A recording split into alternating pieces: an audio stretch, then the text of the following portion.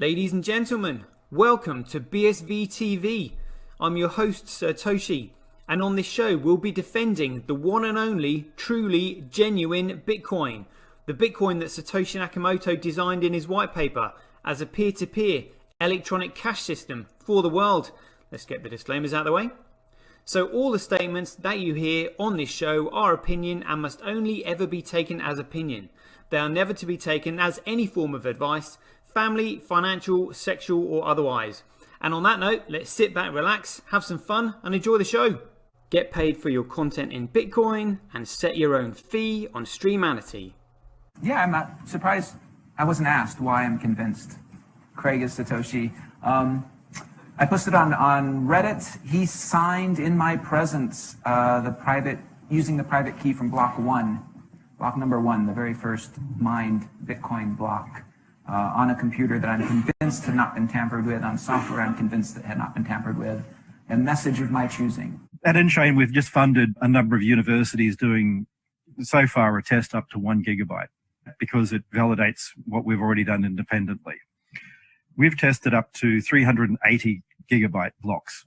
We've tested 1 million transactions a second and transaction sizes up to 20 megabytes.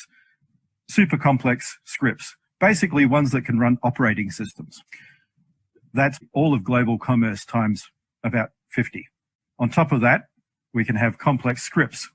On top of that, we can scale each of those transactions 1,000 times, which effectively means about 1 billion transactions per second, which means we can then have all derivatives, all complex trades. That means high frequency trading. It means everything that happens globally. Is the market that effectively BSV is going for, is that global e-commerce, which is currently valued at $29 trillion? No, that's too small. Buy and sell Bitcoin instantly at bsvgravity.com. And you can now book and pay for your winter holiday at skibsv.com. Alrighty people, it looks like we have got there this time. Sorry about that. Technical issues, you know, you never know. Kind of like gremlins in the computer and all that. Get paranoid. Could be Core doing it. Could be Jimmy Lose. He's been contacting me recently. Who knows? But anyway, let's crack on with it. So usual intro for any newbies, because I'm getting loads of newbies like just literally overnight. You know, following me on Twitter. I've had to delete quite a few this morning. And also users on Twitch going up. You know, there is momentum that is building. So yeah, I need to sharpen up my game for all the influx that's about to come in. So the reason we broadcast on Twitch is because YouTube have taken down 2 of my channels already. Then they were preventing me from editing my shows, and they were deleting episodes. I thought this is absolutely insane. So now we broadcast live on Twitch, put the full episode up on Streamanity, where you can set your own fee according to how you judge the quality of your content. And then we put the trailer up on YouTube. But obviously I want to give as many people the opportunity to catch the show for free, live, as I can. So live at 5 every day from wherever I am in the world, currently in the UK on GMT. So let's crack on with it. Quite a few things I want to get through today. Check this out. Updated my image. There we go. For any newbies who see this, asking me what's BSV? You know, well, the answer is now it's genuine Bitcoin. Bitcoin is BSV, but BSV is genuine Bitcoin. That's the best way to describe it. I know. Shout out to people in the chat box. I can see JP from Canada, Ulster Thule. That's a new one. Great stuff. Sylvia Coulier, nice one. Ulster Thule says I'm a newbie and I've been spamming the hell out of BSV on 4chan. Yeah, nice one. I mean, this is something that I actually want to go over in today's show. In the fact that, yeah, what I mean. The time is coming, and there are, I mean, again, you know, BSV, genuine Bitcoin, is going to be attacked from, you know, all sides. You know, there are going to be like people like moles revealing themselves from within, you know, turncoats and all this kind of stuff. There is literally nothing they can do. Like, literally, there is nothing. No matter how much mud they throw, it won't stick. Like, I don't think people actually really appreciate or understand Bitcoin. Well, I know they don't understand it, because all those who try and stop it, like Corecoin, for example, when they they just literally when CSW said, look, the protocol is set in stone, it is literally set in stone metaphorically. Like, you cannot change the protocol. Like, the protocol is, for example, gold already being distributed. Like, it's already there. Now, the issue with a digital network is that it had to grow, in order to be there. Now, the issue with it growing is that central point of inception, which is what the centralized starting point, which is why it's a paradox. So it's kind of like, this has to be solved in order to give the network any fundamental value whatsoever. This is why Satoshi Nakamoto released the white paper on October the 31st, 2008, didn't start the network until the 3rd of January 2009, used a pseudonym which basically divided the start point into two pieces, which was the author and the white paper itself, and then stepped away from the project to let it grow. Now, the protocol can be tampered with, but when you tamper with it, you crash its fundamental value to zero because you centralize it. Now, because CSW knew that the protocol, even though it was set in stone, could not be centrally controlled, because if it was centrally controlled, and couldn't be tampered with, it would just simply have no fundamental value. So he knew that people were going to tamper with this, which is why he set up the Tulip Trust. And tulips, being the name of the largest, the first financial bubble in history. Like, he knew people were going to attack it. He knew that they were going to try and tamper with the protocol, but he also knew that they weren't going to be stupid, that they weren't going to be smart enough to recognize the fact that if they tampered with it, they would centralize it. Like, that's the whole point. It is literally like the world's greatest honey trap.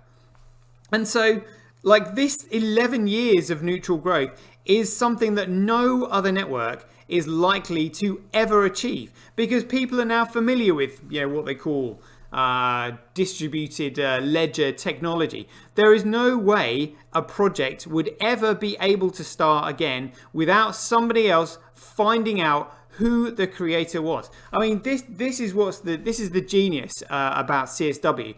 And like I said, people can't imagine how someone like him, like when he's talking and he's going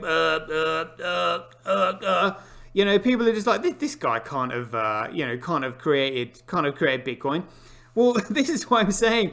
Like, he has not paid attention to social etiquette, to manners of speaking, like to anything like that, and he doesn't see the point in it, because to him that's superficial. There's literally, it's like a novelty value being able to speak well. He's like, look, I don't need that. Like his academic abilities, unless you have witnessed them and seen them for yourself, you would not believe them. And I have even seen them for myself, and I still couldn't even believe what I was seeing. Like, honestly, his academic ability is literally like something I cannot explain. That would sound humanly possible. It's just absolutely staggering. It is all I can say. I mean, and sometimes I think, when he says when he's talking, it's probably the fact there's so much information like in his brain, and he's only got one mouthpiece. He's got all this information that's got to come out, and it's almost like, in fact, I almost like imagine his vocal cords being like the BTC chain of like 1 megabyte. You've got all this information and all these transactions that want to come through it, and they're just like, nope, 1 megabyte. It's like, nope, only got one tongue in my mouth. Can't be speaking out of like different mouths. That's how I sometimes see it. But I mean, it's not just what I've witnessed. I mean, it's also what other people have witnessed and told me as well. It's just absolutely staggering what he is capable of. I mean, if ever you saw, there's a program once called The Human Google, and it was about a chap called Kim Peek. In fact, the movie Rain Man with Tom Cruise and Dustin Hoffman was actually sort of based on his abilities, but he was actually autistic. So autistic is like the other side of the Asperger's spectrum. You have kind of like, social normal, then you have, Asperger's, and then that leads on to, sort of like autistic. So for example, this guy, Kim Peek, literally you could ask him anything and he would remember it all. In fact, the story goes that when he was still like wearing nappies, before he could talk, and again, this is just amazing, his parents would sort of come into their living room, and bearing in mind he's in a nappy and crawling around, they would find all these books, opened and turned upside down. And they couldn't figure out how this baby or what this baby was doing, because the baby couldn't communicate. And this is what they'd found out. So the baby, this guy, Kim Peek, when he was still in diapers and maybe 1 or 2 years old or whatever, had already taught himself how to read. And every time he'd finished an encyclopedia, he would turn the book up, he would open the book, turn it upside down to just let him know that he'd finished it. And this was when he was still in a nappy and couldn't walk and was crawling. He had taught himself to read. Absolutely amazing. He would basically read one page with his left eye and then the other page with his right eye, and he would just consume it. And so, for example, somebody, when they were trying to explain his condition to other people, they said to him, well, just listen to his answer. So they said to this guy, Kim Peek, they said, look, who is the, he goes, who is George Bush? He's not exactly a rocket scientist. And he just said, he's the president of the United States. He didn't understand the metaphoric example of, he's not exactly a rocket scientist. He's very factual, but he could remember all the zip codes in the United States, and he used to go around various schools, and his dad would literally say to all the kids in the audience, you can ask him any question you like, any historic question, literally, and literally no topic was off the table. Sports history, factual history, political history, you name it, literally anything, he just knew it. But he couldn't bathe himself, couldn't wash himself. He needed like 24-hour care. And he couldn't really engage in normal social conversations. I mean, obviously, Craig can do that. But he is Asperger's level 1. And to be honest with you, I've actually seen programs with, on humans who can remember every day of their lives. And a lot of them actually have trouble dealing with it emotionally because they remember everything like it was yesterday. So all the negative experiences that they've had in their lives that most people generally tend to, forget about, because otherwise it would affect them. These people can't, they can't forget. And if you're just simply a normal person, it can really affect you emotionally. Sort of having this Asperger's enables him to sort of deal with this. So really, honestly, to be around now when someone like him, this literally one in a quadrillion, human being, has been able to literally almost come along and all the stars have aligned. Not only has he got the intellectual capacity to be able to do this, he's also got the tenacity and the interest, to have created something like this. I mean, it's just absolutely staggering, but again, ordinary people who haven't seen any things like, of these programs that I'm describing to you now, would find it impossible to believe. No, humans can't be that good. They can, believe me. It makes me extremely humble because I'm nowhere near that. Not one little bit. But yeah. Anyway, the point. Well, I've been rambling on for 15 minutes saying that. The point I was going to make is that these people chucking mud at this system, they have no idea what is coming. Like literally what is about to happen and the magnitude of it. That's what I think people struggle to get around their heads. Now, the only reason I have an inkling as to how big what's about to happen is going to happen is because I have friends who are also Asperger's. And you know the level of detail that they go into in their conversations is absolutely staggering. You know, when their strategy is just like off the charts, and Craig, I would say, is like times 10, you know, compared with them. So like I kind of like have an idea of what you think is big, and then multiply it by about 1,000, and you might just be there. You know, like literally. So in order for Bitcoin to succeed, the miners have to be turned away from all the other chains. You know, and if we look at what's going on recently, we've got Hathor that's kept, you know, Binance off of the chain. So this simply means that like Binance, for example, are holding a very, very small amount of BSV. And when BTC like tanks to almost zero, they are literally going to have no other option to survive other than to switch their mining hash rate over to BSV. Like literally what's going to happen is just going to be absolutely massive. And there's nothing that can be done about it because there is no other network, like I said, that solves the paradox of the centralized starting point. And then once that paradox of the centralized starting point has been solved, it's then the 5 pillars of decentralization. You know, is there a way of holding all the devs on the network to account, which Craig designed as the chain of signatures? Has those chain of signatures been tampered with? Well, yes, as we see in the image here.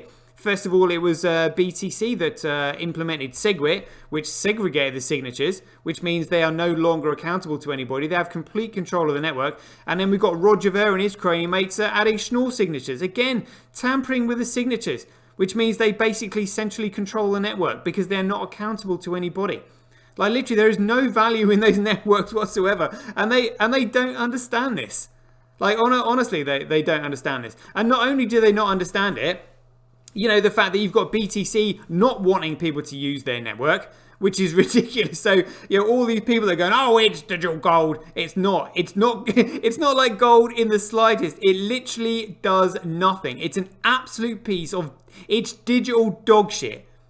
It is what it is. And like when this happens, you know, they'll all be scratching their heads going, oh yeah, I can't believe it. Oh, what's happened to this like digital gold? And the question will be like from people like me, like what made you think something that couldn't even serve, what made you think a network that couldn't even service my local supermarket, you know, could be a world reserve asset, as you call it? I mean, it's just insane. And also, it's like, how can you call something decentralized when the chain of signatures has been segregated? Yeah, and they would be like, duh. Like honestly, because they haven't looked at the fundamentals of this, and it's like the white paper just simply outlines the technicals. But this is what I'm saying. I've been on a journey of self-discovery doing this. You know, literally, and I was like, I looked at the white paper, and it's just like, look, the only reason I read the white paper was because when I was starting my investigations, I was just like, look, you know, I've lost everything. I've got nothing to lose. You know, I'm going to, you know, this thing that I've been involved in has wrecked my life. I'm, you know, I literally had nothing else to do. I was just like, right, you know, all I know is that this guy, Satoshi Nakamoto, started Bitcoin and he is human. And wherever humans go, they leave trails. You know, there will be traces of him somewhere, and I will find out who it is. And so, obviously, you kind of like, I mean, and again, I put a post out earlier. In fact, let's try and find it just quickly about finding out who Satoshi Nakamoto is. I thought this was quite funny. Here we go. When this comes up, this was the one. So I said here, look, when you think about it, it's really not hard to figure out who Satoshi Nakamoto is because he'll be the only person in the room not talking total bollocks about Bitcoin. You know, so first of all, and also, you know, it is a fantastic creation. There is no way that Satoshi would be able to keep his mouth shut for too long. There will be indicators somewhere. you know, and you know, we know how thorough the press is at investigating, you know, and the very first person, you know, that seriously was suspected of being Satoshi Nakamoto was outed by Gizmodo magazine and Wired magazine at the same time. And at the same time, you had the Australian tax authorities or something like that, you know, raiding his home. I mean, do you honestly think that they would have gone to that length if they weren't absolutely fundamentally certain that it was him? You know, which was Craig, and that was, you know, what I was saying, it was May 2015. You know, so there's your first massive indicator. You know, you've got these two, you know, journalistic magazines, and you've got, you know, the Australian tax authorities, you know, raiding this guy's home, you know, trying to get all these computers, and then he obviously, you know, does a runner. I mean, if it wasn't him, he'd be able to prove that it wasn't him. He's like, look, it's not me. You can't pin. You've got jack shit to pin on me. You know, the fact is, they went after him, and he did a runner. It's, you know, that's the first massive indicator. And then after that, after they did, you know, after he'd done a run, he's just like, well, look, you know, I need to get the hell out of here. You know, because I know what your intentions are. You're just simply going to sort of like, you know, try and shut down the project. You know, and it's not like he'd done anything illegal. Actually, I think he might have still been under, what do they call it?